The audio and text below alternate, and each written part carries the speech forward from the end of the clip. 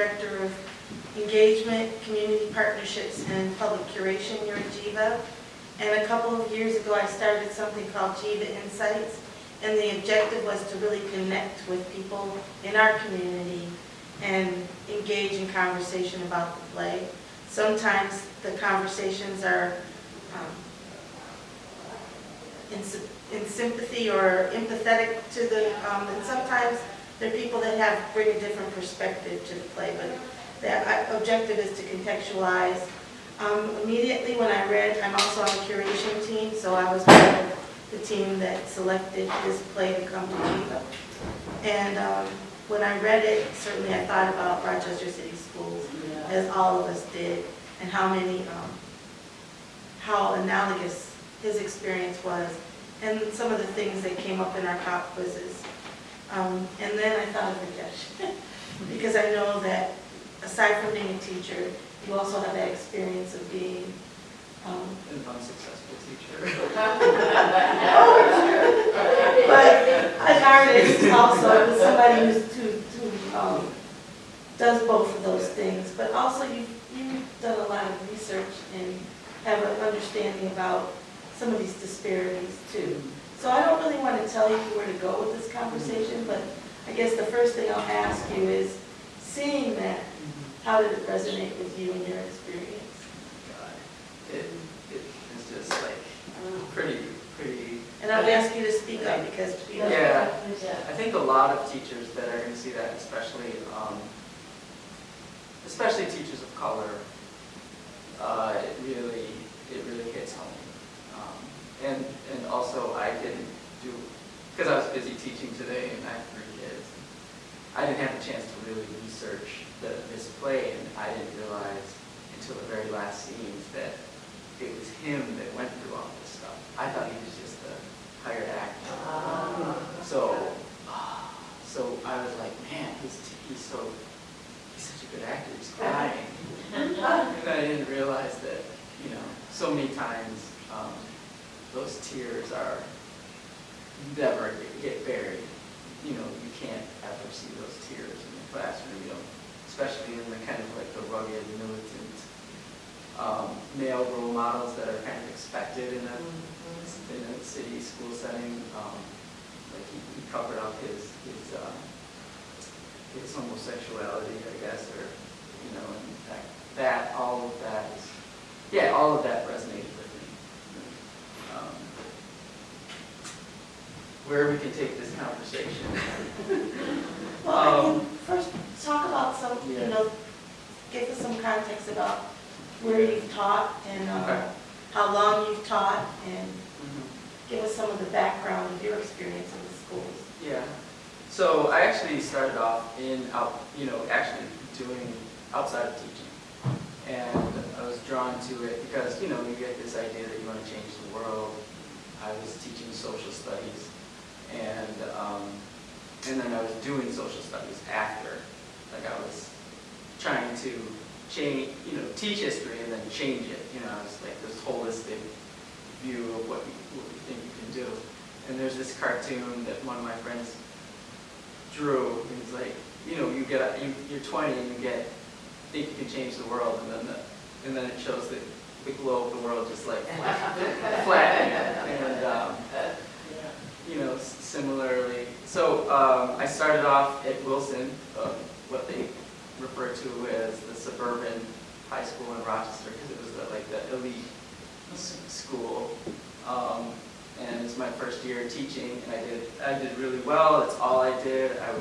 Had all the time to do it, and was well supported. But because I didn't have certification, because it was my first year teaching, they couldn't keep me. And so that was a kind of a heart wreck afterwards, because to be able to have to be in a really good zone and then leave. And then I went off, tried to finish my certification, and there was the bureaucracy of the RCSD trying to get certification, and then also the state that what turned into what seemed to be an easy degree to get turned into this 6 to 7 year saga for me, because different people wouldn't sign off different things. And this was post 9/11. And so a lot of the social studies departments I felt were kind of like conservative, and I had my own political thoughts, and we clashed, and I was told at one point at Wilson from the department head that if I didn't like it, I should go back to the country I came from. And I was born here, so. Yeah, so there's all sorts of like, eventually for teachers of color, I think the microaggressions add up to macroaggressions. You can take so much from all white kind of staff, eventually surrounded, it does wear on you if you don't, if you are human, if you know. So for all of this resonated. Most of my turmoil, my things I went through were never really from the students, never came from the students. Although I did substitute for like 2 or 3 years straight while I was trying to get my certification. And I went through all these situations that he did go through, where you lose your temper. I did break a ruler once over my leg. Oh, he's got to come. Can you come here? Come here. Yes, please. I think everybody wants to hear from this gentleman. If you have a minute. Of course, yeah, wonderful. Thank you. Amazing.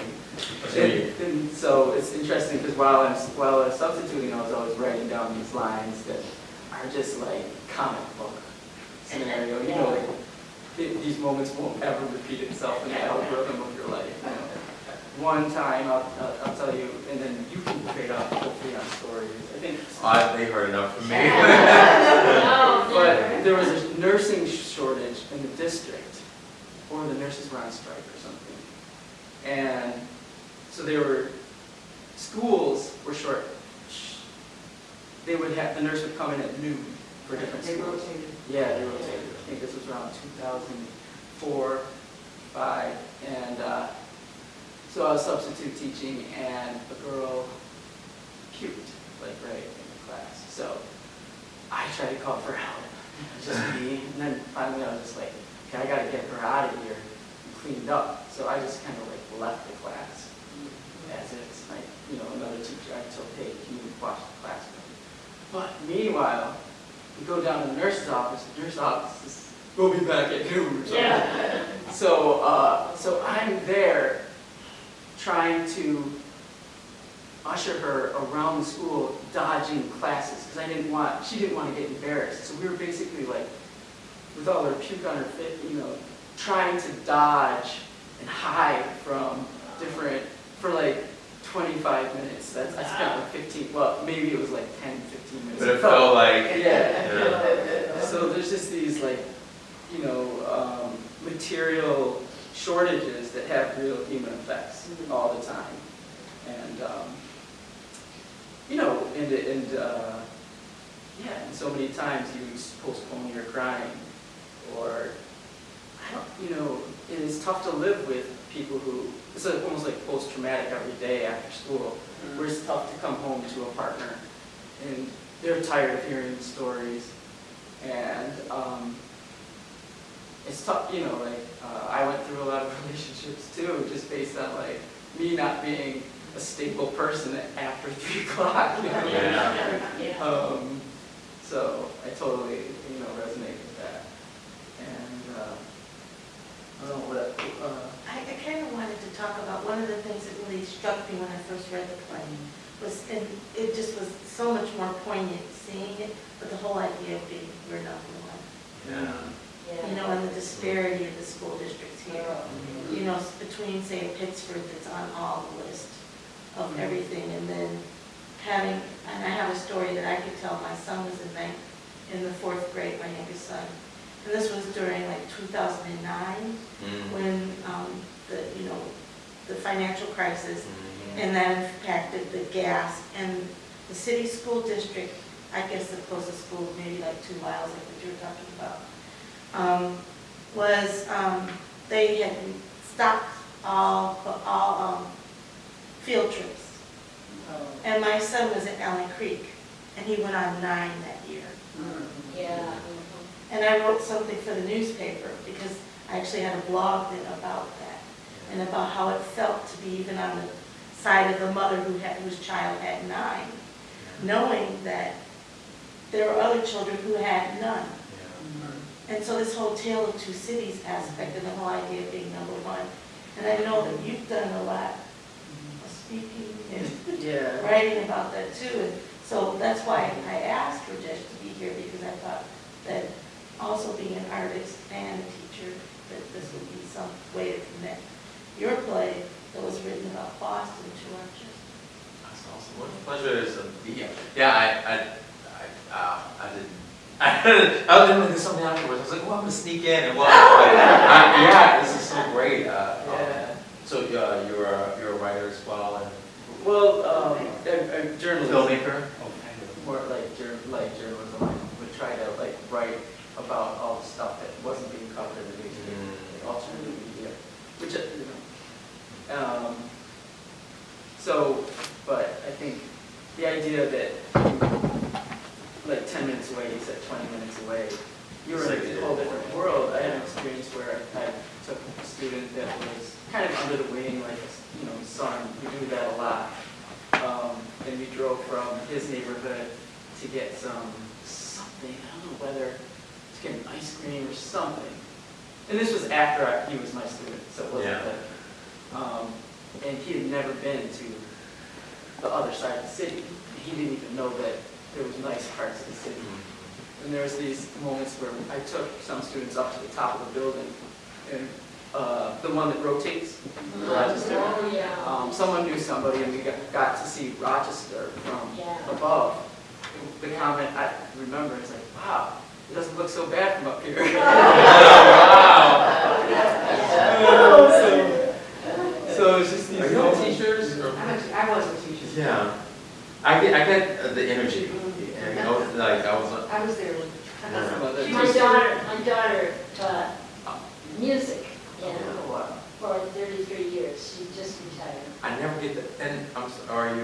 No, I don't know. Oh, I was over here. It is so bizarre, but I get like teacher energy. I never get to confirm if it's right or not. I was feeling over here and I was feeling over We're here. cheering for you. Yeah, and then it's like that knowing like, Yeah. because it's like Rochester, Boston, all these cities. Are there other educators or former educators? Like there's all these there's all these similar stories and. And I'm a bus driver, retired United Methodist bus driver, and after 43 years. Well, It's very. when I started out, there weren't many women. Right. And everywhere I went, they didn't want a woman. Oh, So wow. I've got stories. And that's its own education too. That's a different kind of education. Yeah. No, because I was saying, one of the biggest things about, so, I love what you said about like when you come home from school and like not being able to process. When I said the 2 worlds, like I would have to go to rehearsal or I'd be with like theater people, and it's like all these cities, it's a tale of 2 cities. Like over here, they have no idea what it's like 20 minutes away. They have no idea what these kids are going through. I was like babysitting another really wealthy neighborhood is Belmont in Massachusetts. It's like ghetto. So like a kid, I was babysitting a friend of mine. I was a provoke actor, babysitting and then adjuncting at school. The same 4-year-old or 6-year-old. One over here is getting like classes in logic, and this kid doesn't even have soap. And they're the same, but they're like maybe 10 minutes away, and like neither world knows about each other, like you were saying. So I would actually just leave it all there and try to pretend, and I would just try to be like I felt like I was telling family secrets when I started telling these stories finally. So the playwright Melinda and the director Megan, we were doing theater together, and I mean they had none of my theater people. To this day, friends of mine who've known me for a decade plus, almost a decade, who knew I taught but didn't know any of this stuff. And then afterwards they're in tears like I had no idea. Like people who were in Snow Queen when I was having all the hard stuff, they didn't know. They didn't know I was teaching, they didn't know anything about stuff. Because I tried. And then after a while you can't keep yourself separate, which is why I had to. Or your students say, ask you if you're schizophrenic. Yeah, they sure did. She sure did. Because I would be like, we all broke brothers. I would be like, hey, how are you? Sit down! Hi, how are you? I said sit! And they were like, are you insane? Like, it's just like you have to. And then there's the statistics that that you're trying, like, I'm very competitive, so if they said, okay, teachers of color, there's a 40% chance or whatever, that they're gonna drop out. I'm like, no, I'm gonna prove them wrong. Yeah. Yeah, right. Or there would be a situation where every, like, that you come in as a sub, and they'd be like, you're gonna leave. The students would be like, you're gonna leave today. Tomorrow, you're not coming back. Oh, wow. Every teacher is left. We've had a different sub every day. You're not gonna last. What grade was that? This was like 4th grade, 3rd grade, 2nd grade, something like that, 4th grade. And so, me being the competitive person I was, I'm like, no, I'm coming back. I don't care how bad you guys are, I'm gonna come back. So I lasted 3 days, I felt. Longer than I beat the record, but it wasn't. But I didn't last a week. I remember the principal, saying, hey, can you stay longer? I was like, no, I can't take it. But just to show you like the cultural segregation of Rochester, I'll just give you one example. Yeah. I was substitute teaching, and this is going to be a funny one. It's not going to be as dire, but it'll show you the face, the kind of the veneer of race, in its relativity. I was substituting in the suburbs of Webster, and I was substituting in the city at the same time, the same week, whatever job I got. And I was younger, and the kids in the city, they didn't know what the hell race I was, whatever. But they were like, and I think I had some blonde hair going on or something. And they're like, you look like Brad Pitt. And that same week, I went in the suburb, and they said, I look like Usher. So this is like their world, the perception of race and what they're not familiar with or what they are familiar with. Like, how can I sorry, pardon me, Brad Pitt, one, I'm Indian and totally not, but whatever. And then I certainly can't be Usher, But this is the state of racial segregation in Rochester, where people don't even see each other except for maybe on TV. They don't see other races unless it's over the TV. One of the things that also you spoke to in this play was your very human story. And this is something I think you've experienced too, is the great disparity in wealth. I mean, we have very high concentration of poverty. And then also how, where we think we have this fair school system, or that's what we purported to have, that where you live, your zip code, actually determines how many resources are actually, so that we can't say that we have one public school system. We have actually many public school systems that are a part of a spectrum of school systems. Yes. And so we can't expect the same outcomes with different inputs. I mean, and I think that was really powerful in the way that your pop quiz. Yeah. I thought that was really powerful. Well, I'm so glad you said that. I brought up the thing. That was not part of the previous incarnation of the play. We just kind of kept all the stories. And it came about because I was processing my guilt of having left. So I would do a show in the place at every break, every lunch break, every moment of silence I was filling with some story of kids, and people were laughing and crying. But then, so we just made a play about that. But then we realized, like, without the context, you don't understand why these kids are set up and to behave this way, or the pressures around it, or whatever. And I mean, it's a system that is.